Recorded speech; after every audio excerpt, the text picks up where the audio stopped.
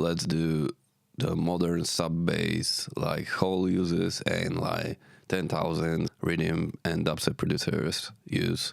Basic shapes, obviously sine wave, and you're going to choose Band Plus, for example.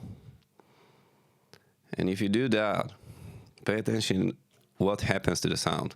This is a clean sine wave.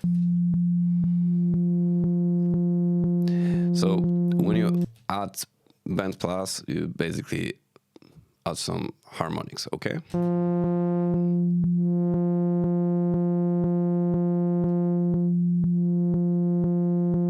Yeah, let's leave it like that. This is the easy part. Now we go to distortion. There are multiple distortions that you can use for this kind of sub bass.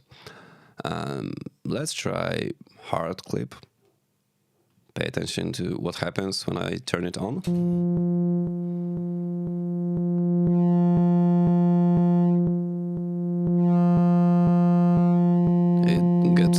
It gets pretty hard, yeah.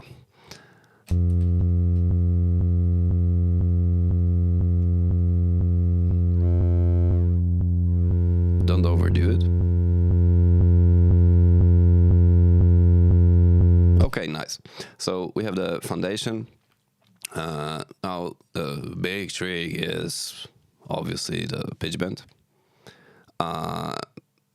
You can do it, for example, like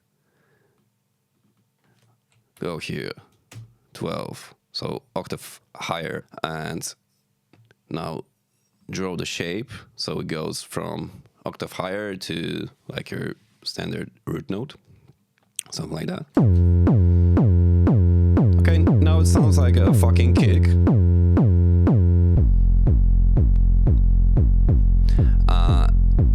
You obviously don't want that transient to be present in your sub bass. Yeah, the thing you need to do on these quarter notes is add another LFO to the level of this sine wave. Obviously, we're still in quarter notes, which is default, I guess. And by making this shape, you're getting rid of this transient, which makes it sound like kick, and we want it to sound like sub bass.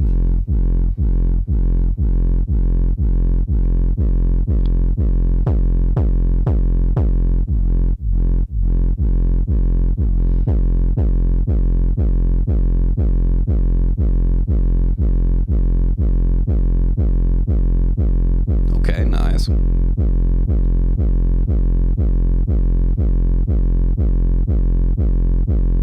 Now, when it comes to that Band Plus,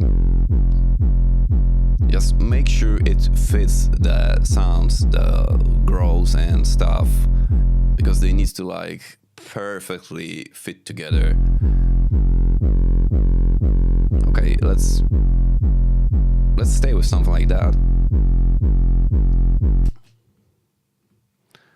Now we're going to add erosion. Okay, so this stock Ableton plugin basically adds noise to your signal. I think it's better than adding the noise in the plugin, because here you have filter and you can add it after all the effects and stuff. So you have noise and white noise and sine wave, but we're not going to add sine wave, obviously. I would go for white noise, so you have your sub bass in the middle and the noise is wider. Okay, let's do something like that.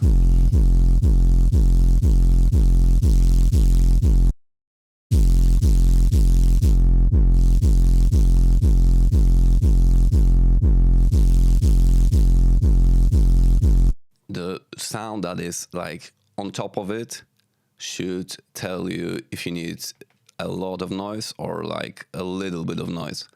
So if you have a lot of noise on your main growl sound, on your lead sound, then don't go for that much of noise on your sub bass. Now, if there's like almost none noise or no noise on your main growl, main lead, then go for a bit more of noise right here because it just fills up the frequency spectrum. Okay, so we've got something like that. That's pretty nice, okay? Now, what you can do to make it like super nasty is automate pitch bend.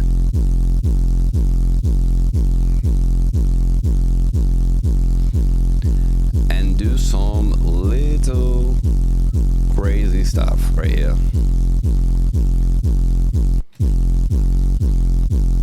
Okay, something like that. And then you create a pattern and you can make it like that, for example.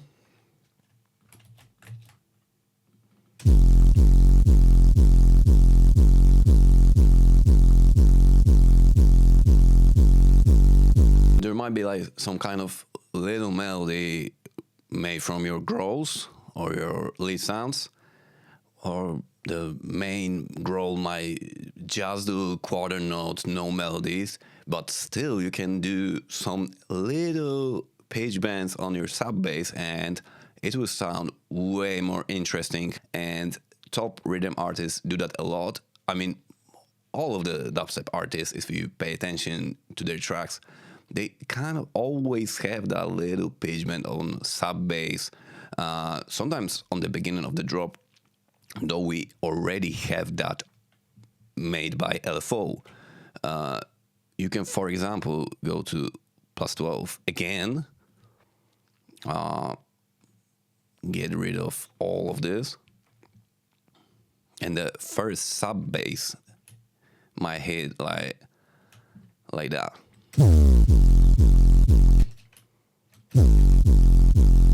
So there's even more of that octave higher energy on the first kick, you know, kind of like an impact with sub bass, you know what I mean? Pretty cool thing to do.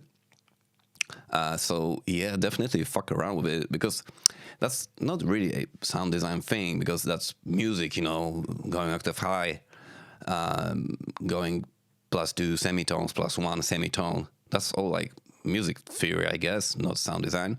But you can make it really dark with these kind of pitch automations, pitch bends. Okay, so the last thing I would add is EQ. We're going to go for low pass at around 175, but you know, this number depends on the track you're making and everything that happens on the mids and highs, and the final result sounds like this. Yeah, beautiful. Okay, thank you so much for watching and see you guys in the next tutorial.